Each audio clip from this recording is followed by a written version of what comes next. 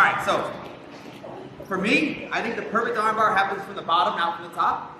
We're talking about why. So we're gonna go close guard. All right, so when I do armbar off my back, I have push and pull via my calves and my quads. Right, so when I clamp Steve's body, I have control over his posture through my legs. I have two legs that are active, making that happen, a head side leg and a torso side leg. What happens with my upper body is largely academic. Right? I'm not too concerned on trapping an arm because this is not super realistic. No matter how strong I am in getting a bite on his arm, he will almost always be able to free that. So the emphasis is on his torso more than his arm. Right? Conversely, if I control his torso completely, his arm can't escape the armbar anyway. So it doesn't matter. Right? So I get some type of an asymmetry here. I control the posture with my arms. I'm looking to create as much of an angle as I possibly can. Right? The closer our spines are in alignment, the weaker the armbar is going to be, and the easier it is for him to limp arm out. So if I stand right here and throw my left leg over top of his head, I feel like I have to be super flexible. He has to move his head to keep himself safe. With the armbar, it's just non-existent. My goal is to get it totally perpendicular to him. So some type of asymmetry, control the posture, foot on the hip, I chop, and I turn. The more I can turn, the better. On top of that, the closer I can stay to his lead knee, the stronger my armbar is going to be. I don't want to push him off of me. I don't want to move myself too far away. I want to try and turn my body close to his leading knee. From here, my head side arm covers the head, and I circle down. All right, we never cross our legs on an armbar from the bottom because now I have no control over the end of the lever. So I have a torso leg, and I have a head leg. The torso leg clamps, the head leg spirals and clamps, controlling his posture, and it bites into me. I never want to push him off of me. I want to elevate him up and leave his hand trapped to my chest. So I don't ever grab the wrist with my hands. I always use my elbow pit to catch his wrist knuckle, and I sandwich in here. All right, from here I can control his shape. The shape of his wrist is an oval. Oval fits in that triangle quite well, and I can control it. So no need to have this, it's just too loose. So I come up, nice tight grip, I grab my own collarbone area, or I grab my lapel if I have it from here. To finish this, I don't want to shove him away from me because he's going to loosen the armbar. My goal is always to have as much tricep above my thighs as possible, right? It's very similar to a knee line for heel hooks. The more knee line I have, the more aggressive I can attack my joint. The more he escapes his elbow this direction, the less the armbar works, right? So I'm pulling him into me via my legs with my calves and my hamstring curl. My knees crunch to my chest. This allows me to push or pull him. I trap the wrist in the correct orientation, or I move my body to the right alignment. I'm going to come under his leg or all the way in, right? Either way is okay. When I go to push, I think about this cog, right? I have a cog that goes from my hip to my knee to my heel. I want to keep the alignment as close to the same as possible. So I don't want to push him away like this, put the armbar on, or push him away like this, because now I loosen the armbar. I want to think about moving my heels and putting them where my butt is. My knee goes to where my heel is, and my hip goes to where my knee is. So it's this big circular motion. So I'm still going to scoop and pull him into me, but I'm going to hyperextend through that. I always want to think I can kiss the ring. If I'm wearing a ring, I'm kissing the ring. I'm always in nice and tight. My head never separates away from his hand. Nice and tight here, and we circle through. So all those components I think will make it really, really functional. Obviously, we're going to have deviations from that plan, but that's going to be the perfect scenario. So how do we get ourselves to do all that stuff accurately every time? I start off by teaching it from the top side, right? And so we're going to do everything from mount first, and then progress our way back down to our back, get ourselves comfortable moving on our back and making that flip-flop position, and then progress from there. So first things first, we're going to go mount. We're going to jolt now, starting from here. So place the head that way, please. All right, mount is inverted guard, right? So this is close guard. If I want to get as much of his tricep exposed as possible, I have to sit as close to his armpit as possible. So I always tell everybody, like, this is not for everybody, but you guys can get the gist. Put your nuts in their armpit. All right, put your nuts in their armpit, and that's how you're going to be in the right spot. So I work my way forward. I start cheating to one side. I'm going to move to S mount. S mount, now this is where we had our torso control. I'm sitting in his armpit. I'm thinking about being totally perpendicular to him. The grip rig is arbitrary at this point, not a big deal. We're just going to grab it and get comfortable sitting on this. Instead of sitting back, where we take his arm away from his body, we're going to sit forward and finish on top. I want to push his elbow pit to this shoulder. All right? I don't want to pull him away. That's too far away. So I walk my way forward, go shin across the face. I think I'm putting his elbow onto his shoulder. Hyperextend this way through. Again, the same break happens. I'm not grabbing his wrist. It's too far away. My head still stays close to his hand. I'm just going to hip forward and circle, getting my finish. All right, so let's drill it there first, and then we'll turn it back upside down and get that motion happening again. So one more time. Nice high mount. Thinking about getting cheated to one side. Move to my S mount. I'm sitting in his armpit. Switch to my grip. Nice and tight there. Chin down, shin forward. Think about pushing his elbow to his other shoulder to get my finish. Any questions? Fuck yeah, let's start there. Ready? This is definitely still a technique, but it also exposes one of the cruxes, I think, of a good break. If Steve has his arm away from his body, the hyperextension becomes much more difficult because now he has a shoulder shrug and he can look away, he can do all kinds of cool stuff with his body to alleviate that stress. When I move his arm to here, that takes this whole side of the body out of the equation, right? So nothing he does on this side is going to work well. So from here, I'm looking just to push down into the arm, right? Not to pull up or not to lean back. And that's a little bit hard to understand at first. So we move to a good tee-off position. I'm sitting in his armpit. I move shin across the face. I'm nice and low. Now when I armbar, I start at the elbow pit with my grip, and I'm going to have a lot of friction and try to pull his arm off his body. All right? So no matter how I armbar, when I do this, I slide out, and I pull his arm off his body, and then I add the hip pressure. All right? The more you pull on the arm, the weaker it's going to get. So give it a good yank. All right, so now, let's get weird. Now we're going to move to our back, okay? So come on your knees. So I think most of you guys have seen the pendulum drill, like an armbar pendulum. So right here from your knees. But I'll show you guys, right? And the goal here is to really loosen up how we spin on our turtle shell, right? So it's not super literal, but we're just getting moving, all right? The hardest one's the first one. I'm going to grab both wrists, my foot on his hip, and I'm going to spin myself like this. I'm going to kick and spin. So I'm keeping my leg attached to him, making this big spin, and just getting comfortable spinning around on our backs, right? Keep a hold of the wrist. Person who is being our statue, be a statue, be nice and firm for them, give them a good base to work from. This player can also assist me by swinging my arms a little bit to help me, right? So if I'm having struggles doing it, I'll oftentimes grab the guy's hands and I'll kind of do this with his arms, and that helps him turn.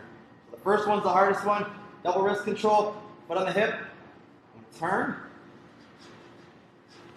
and then kick. Then they get bigger and bigger and bigger. Christian asked me to wear super short shorts. I'm sorry. Right? We're just swinging. Cool? Let's try that. Ready? Nailed it. All right, so we've got our back loosened up a little bit. We're starting to pendulum quite well. That's going to be a really, really important action, right? So for my arm bars, I'm looking to do less manipulation of my opponent and more of me moving around them, right? So there's no requirement for me to have good grips or anything more than an opportune moment, right? And so what we're looking at doing now is understanding a few key principles of our alignment. If my hips stay between his hips, I can't armbar him. All right, it's really simple. Doesn't matter how much my upper body moves, I'm too far away from this shoulder, no matter what, right? So I'd like to get my hips exited to one side, my shoulders inside to one side on this side, right? So I'm looking to get myself so moved that my butt comes over here, and my head comes under him, right? So now he's carrying I'm carrying all of his weight, and that's where I want him to be. All right, I'm not super worried about the stack because we have other options for that we can get to later. But ultimately, this is the best way that I can break him. This looks exactly like our S mount, except for we get to have both legs involved. All right, so an S mount, I can't do this because he's on the ground, right? But from the ground, with me on bottom, I can hook his head and I can track. I know I want to keep his armpit or elbow pit close to his inside shoulder. That's going to make the break more powerful, and it takes more of his joints out of the equation for the defense. Same grip, nice and tight. The closer I am to him, the better. Keep a nice tight grip. In the gi, it's rad. I can grab my lapel. All right, without a gi, I can still just grab like this, and it's plenty. From here, I'm looking to extend up, but ultimately I'm trying to push his elbow pit to his shoulder. You can't do it with a complete attachment, but it should be close. What I don't want to do is if I keep it close, and I hyperextend here, I can get a break with a little bit of movement from Steve. If I let this separate too much, I get him rolling all the way over before I get a break. I want to keep him on top of me. All right, I want gravity to help me do the work. So I know that I want to move my hips around the outside of his arms and move my hips to the outside of his knees to create that proper alignment. Right? So we're going to do our bear crawl drills. Right? So we're going to do an arm bar from a bear crawl. Right? So guy on top is going to do a bear crawl nice and tall. And I'm going to arm bar both arms. The goal is to have little to no impact on him. Right? It should be very, very mellow. So I clamp, step over, I have an arm bar.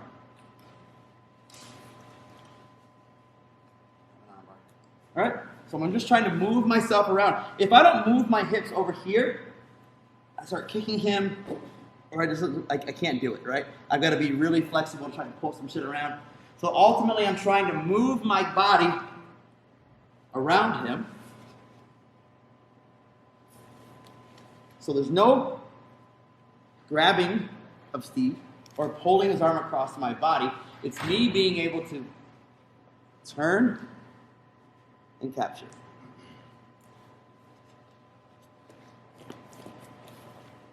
Make sense? It's not easy, but we can do it. Yeah, let's try it. Ready? It's really important to understand this. Like, if I can't orient myself correctly against an inactive opponent, then it's kind of hopeless when it's active, right? So it's really important to understand these concepts. As I go, I'm going to move my head inside as my leg goes outside, right? I have to make sure I'm staying completely underneath him, and I'm almost in a shoulder stand, right? Like, I'm really trying to come up and grab this.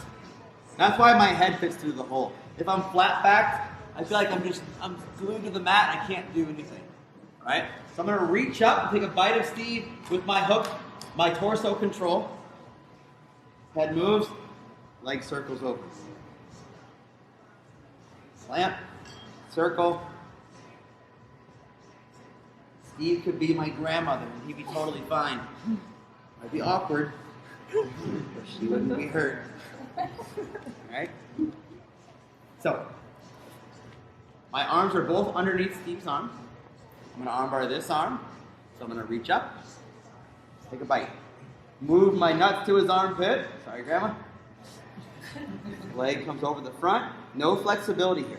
Right? There's nothing that requires me. My back, my neck are obviously in a bad spot or a rough spot. But the leg flexibility, I'm not trying to carve this leg in front like Gogo Plata.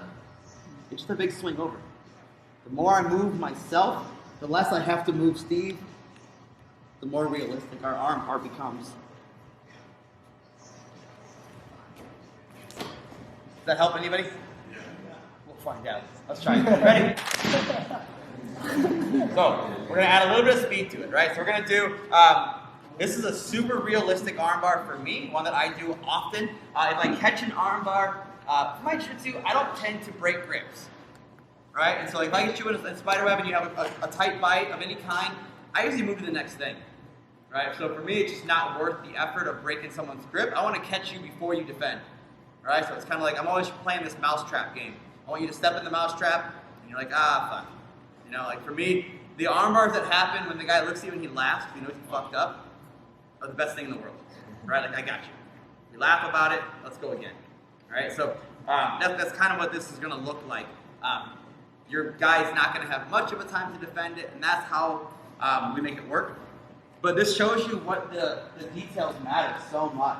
Like me being able to go around this arm on armbar, this arm quickly is huge. I only get one brief moment. I also know that if I biff this and I kick Steve in the head, I don't care about Steve. I care about my technique being messed up. Right? So if I kick somebody in the head and trying to go over their face, it slows my technique down, and I have to go back to guard and recover. Right? So accuracy is important for my success, not to keep him safe. It's for me. So it's really important. I'm going to go under with this traditional kind of posture break. I'm going to go under his hands. I'm going to pop, and I'm going to do a big arm circle. Then I'm going to cut my angle right away. His hands went to the mat. I'm going to pummel my way through and catch my armbar. Okay, so in this scenario, we are more active, so I can start bumping his arm with my body and dragging his arm off the mat. All right, so the reason we do it, go to bear crawl, here first, so I get my accuracy without having to move him. As we do it in like a real match, or like a live drill, I'm going to just bump his arm with my body. Bump. And come under. At no point do I wait for him to have his arm across his body or anything like that. He doesn't make a mistake there. He just gets bumped forward, and I utilize that momentum. From here, the same rules apply. I've got to be knee pit deep on the neck. I'd like to be knee pit deep on the torso control, but his size will dictate how deep I can be. What I don't want to do is be so fixated on a knee pit grip on my torso leg that I reduce the bite on his tricep, right? So I don't want to have this control but lose tricep bite, right? So I'm going to come underneath him more, get all that tricep above my knee line, control, control. The reality is it's really tough for him to build posture without head control. So this leg is important, but this leg is importanter. From here, our same finishes happen. If I separate his hand from my face, I move without adding any tension. I get no break. Okay? So I want to create all the tension in the world. Right? I'm going to try and pull his arm off his body and then add my break. Our goal is always to finish our submissions in the smallest amount of movement possible. I don't want to move a lot. I want to go break, no, back and forth. Okay? So now our drill looks like this. We're in closed guard. I go outside to in. I'm going to pull his hands over my head and do a knee pull to get into plant. From here, I'm going to turn my body and catch my armbar. It can be that slow, or you can speed it up and try from there. There's not a lot of bad feeds you can give for this. Right? As a top player, we're just going to go hands to the mat. That guy's going to move. This one is going to be a pass or fail drill. Right? So what I mean is, go for it, and if you fuck it up, don't make a bad armbar good, reset, do it again. All right? So only complete it if you're successful in your rotation and your leg over the face. Don't struggle through it, reset, try it again, because timing is everything here. Yeah, let's try this. Ready? And our live rolls, right? Like we're not going to be able to ever drill as it really feels. It always feels different, right? So the big thing with this, guys, is drilling your accuracy by getting your hips all the way out and around, and then your control and like my ability to manipulate him with my legs and not so much my arms, right? I'd like my jiu-jitsu to be 80% legs and hips and 20% upper body, right? My arms are just peripheral. I feel like I'm just going to grab things and hold on to them with my hands, but then my legs are doing all the manipulation. My legs are moving the body, they're setting up triangles. That's where I'm strong. We're much stronger legs than we are arms. So, the drill looked good. The premise is there. The timing was a big question, right? For me, I want to understand that the race for the arm bar is my nuts and his armpit. The faster I can get my nuts in his armpit, the better it's going to be. In any scenario, if my nuts are in your armpit, I'm winning a fight. Quote me on that. I'm all bloody, but my nuts are in your armpit. Right? So, I'm looking to go under, and I'm just going to ride the momentum back with him. Nuts in the armpit. Now I'm good. Right? Once I'm here, I don't mind chilling for a second. Right? I don't want to expose my stomach to the sky. I want to cover me with him. If he stacks and tries to be really strong here, that's okay. Right? Because my armbar break is not going to push him away from me. It's going to push him up. Right? I'm going to go up into like a shoulder stand to finish this. I don't want to push him this way. I'm going to go that way, but I want to think about going up. Right? I'm much stronger here because I'm not fighting at the base of his legs. I'm just fighting how hard is he pulling towards the ground. Without a gi, he's only pulling gravity plus a little bit of an arm hug. Right? If he has a collar tie here, and he's, this arm collar tie? Right? He's holding on. Now he's got gravity plus his bicep strength. Gravity plus bicep strength is still less than hips. Right? So I can still push this through. And I'm not looking for a massive extension that's going to break. Right? I don't need to have this massive breaking because the mechanics are better aligned. Right? I've anchored everything down. I've added my brake. He can still keep his grip. The length of this arm being straight and this arm being straight are pretty similar. So we can keep a hold of my head. If I can straighten his arm, I'm still going to win. So now, as we go to make this like the whole roundup, right? Under, I bump. The reality is, anytime we're sparring and I get him to put his hands above my head, I'm going to go for this. Right? Honestly, I've been doing this since like day one of jiu-jitsu, and it's never worked. Not once. It's dumb. This one too. That doesn't fucking work either. Mass races. So, I'm going to come under here. Alright, for the sake of the drill, make it look like a stomach hero. I'm going to launch him over my head. But the reality is, we're sparring, right? To get him there. We just follow it over. Alright? But his hands hit the ground. Before he realized I was attacking him, I'm already relocating my butt, nuts in the armpit, he's embarrassed, and I armbar him. Alright? So, however we get the arms over our head, doesn't matter. The drill, this is the best way to do it. Right away, I'm going to follow him over my head. And capture. I don't care what happens, and this is the reality of like a spar. I don't care what happens to this arm. Right? If I hold this arm really tight, and I'm lazy with my legs, his arm comes out every time. If I'm active with my legs, and I don't hold onto the arm stays in. All right, I'm pulling him in. So, like, not like full power, but pull away. All right, so my hamstring curl keeps him into me. Now I can start hand fighting. And then hit my break from here. Still perpendicular, still underneath him. Nothing changes. All right, so one more time. Having our hand fight, whatever happens. I bump. There's the break. All right? So it's a nice swoop around the outside. It's not really a perfect armbar, but if I label the class a pretty good armbar, when it comes. It's a pretty good armbar. Yeah, it's like a A-. It's a perfect armbar if you're like me. Anybody else, you're on your own. Let's try it. Ready? Last bit. Armbars and triangles always work better when you're perpendicular to somebody, right? They can work with parallel spines, right? A lot of people finish triangles by just pulling the head down and squeezing and backing up, right? Same idea. You can get by with a lot of bad things. But the better we get at making them work the most efficiently, the stronger they're going to be, right? And so, an Americana is a fantastic technique. Most guys learn it for 6 months, and they forget about it, and they say, yeah, I used to work on white belts, it doesn't work anymore. Well, no, there's an amazing amount of details you can add to these very fundamental techniques that need to happen. We can't just repeat what we were taught. Right? Our job as jiu-jitsu players is to get better than our professors. Right? We have to continue this growth. And what we're seeing in jiu-jitsu now, primarily led by John Danaher, is he's finally somebody who's doing that. Who's not just repeating what has been told over and over and over again for 100 years. He's saying, well, why does this work? Right? How can this work better? And that's really, really important for us to do.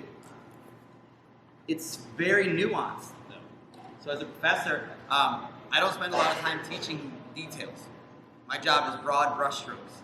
How you unlock the hands is up to you and your body. All right? I could waste an hour teaching you guys just grip breaks to finish an armbar. But the reality is, like, that's something you need to get together with your partner and say, hey, how does my body work against your body? And let's do this. But if I teach you broad brush strokes, like, hey, something as simple as sitting in someone's armpit to armbar them, that works for every type of armbar we could possibly do. Right? I have to make sure that, not inverted armbars, but I got to make sure I'm always understanding that alignment issue. And that's something that I saw just now. We did the whole hour, and then we said, okay, now we're going to do it a little bit faster. And the first mistake I saw people struggling with, they said, I can't do this, coach. They weren't letting their hips get perpendicular. Right? They're trying to swing the leg over the head. And that's the fastest way to get your guard pass. We talked about it in my knee on belly bottom as an offensive position class. All offense costs some defense. Right? I can't try an armbar without giving up some defenses. So I've got to make sure that it's worth what I'm doing. I can't just expend all this energy and this risk of throwing up submissions that are going to fail.